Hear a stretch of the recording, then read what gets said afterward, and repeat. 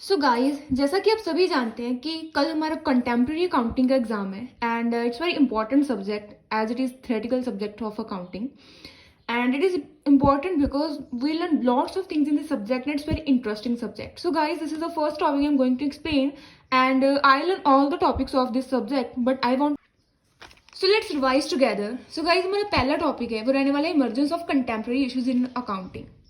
So what is emergence of contemporary issues in accounting? जब वह reflect करता है एक डायनामिक नेचर किसी ग्लोबल इकोनॉमी को और टेक्नोलॉजिकल एडवांसमेंट और रेगुलेटरी चेंजेस जो हमारे रूल्स बनते हैं कि चेंजेस लेकर आने के लिए और सोशल एक्सपेक्टेशंस को स्प्लिट होने की वजह से हमारा जो कंटेम्प्रेरी इश्यूज है वो अराइज हो रहे हैं. सो अराइज किन किन कारणों से हो रहे हैं? क्योंकि हमारा जो बिजनेस है ना वो ग्लोबलाइज है, वर्ल्ड वाइड है एंड टेक्नोलॉजी बहुत ज़्यादा एडवांस हो चुकी है और इन्वायरमेंटल कंसर्न है और स्टेक होल्डर्स की डिमांड भी जो है वो भी इन्वॉल्व करती है. So below are the key reasons for the examples of contemporary issues in accounting. So हमारे जो की रीजन्स उसके कुछ कारण हो सकते हैं.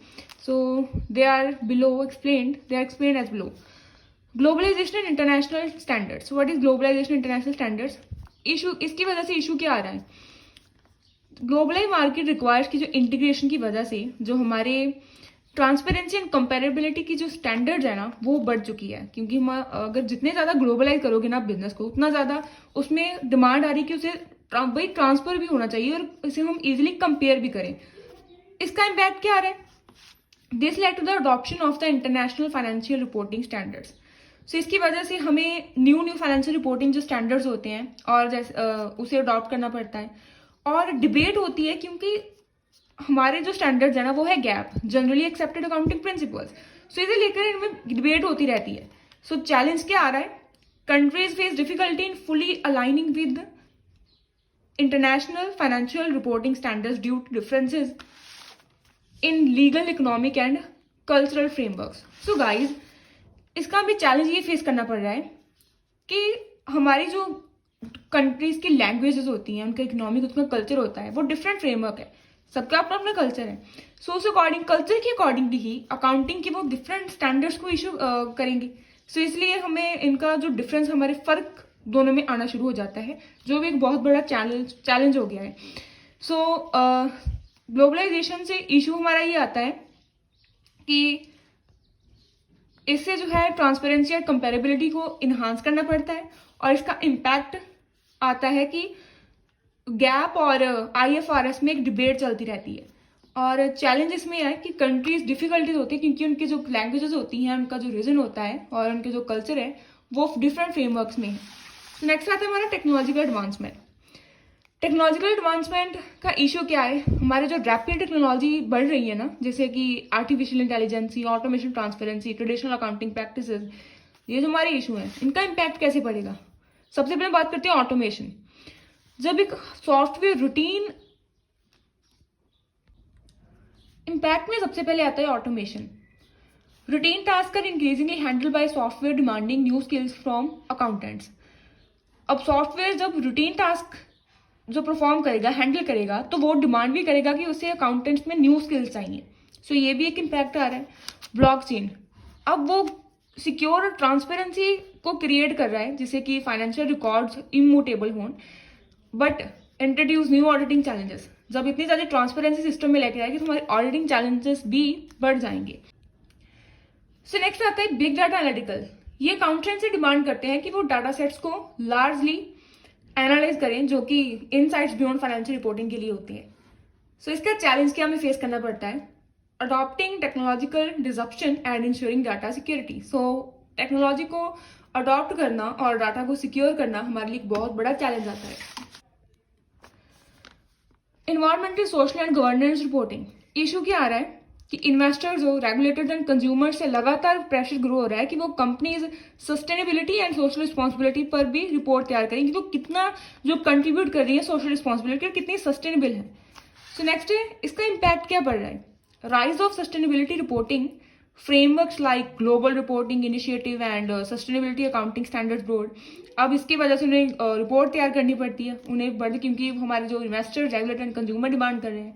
Inclusion of climate related risk. और चैलेंज इससे क्या आ रहा है? Lack of standardised frameworks and assurance process for economic ESG reporting. So हमारे जो स्टैंडर्ड्स होते हैं ना, जैसे कि इकोनॉमिक, सोशल एंड गवर्नेंस, उसका जो स्टैंडर्डाइज्ड फ्रेमवर्क है ना वो भी बहुत कम है, लैक है, क्योंकि वो जो फ्रेमवर्क है ना वो इतना ज़्यादा स्टैंडर्डाइज नहीं है कि सब पर बोर्ड तैयार कर सके। सो नेक्स्ट है regulatory changes and compliance issues. Continuous updates in laws and regulation require business to adapt their accounting practices. अब जो हमारे बिजनेस के लॉज और रेगुलेशन है ना उसमें कंटिन्यूसली अपडेशन आ रही है, जिसकी वजह से उन्हें अकाउंटिंग प्रैक्टिसेस को अडॉप्ट करना पड़ता है। इसका इम्पैक्ट क्या पड़ रहा है? जो stricter anti fraud measures like Sarbanes Oxley act, change in tax laws affecting financial and reporting. Challenges में क्या आ रहा है? Balancing compliance cost with operational efficiency, कि वो कंप्लायंस कॉस्ट को बैलेंस भी करे और ऑपरेशनल एफिशिएंसी भी हो। तो इन वजह से, इन कारणों से हमारा जो चैलेंज राइज होता है। Ethical challenges and corporate governance, इसका क्या इशू है? अब हाई प्रोफाइल जो फाइनेंशियल स्कैंडल्स होते हैं, example Euler and lamin brothers, उन्होंने रेज कर दिया है कि अकाउंटिंग में एथिक्स भी होने चाहिए। इसका इम्पैक्ट क्या पड़ रहा है? Great emphasize on ethical practices, corporate governance and the role of auditors. और इसमें हमें जो ग्रेटर एथिकल प्रैक्टिसेस है ना उसमें भी इंक्रीज हो रहे हैं। कॉर्पोरेट गवर्नेंस होगी in the roles of auditors. Challenge क्या है? इंटीग्रिटी भी इंश्योर हो in financial reporting, amidst conflicting stake holders interest. जो स्टेक होल्डर का अपना अपना इंटरेस्ट होता है, उन पर भी कन्फ्लिक्ट को एडमिट हो, उसे सही तरह से मीट आउट कर लिया जाए। नेक्स्ट है ग्लोबल क्राइसिस एंड अनसर्टेनिटीज। इससे क्या इशू आता है?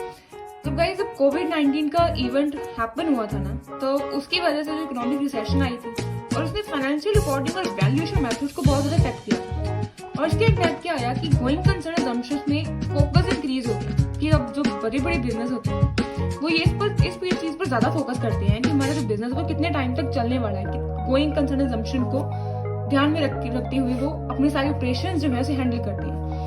Sir, adjustment in assets valuation and provisions for losses. तो जो हमारी assets valuation and provision for losses होती है ना, उसमें भी एडजस्टमेंट इंक्रीज हो जाती है।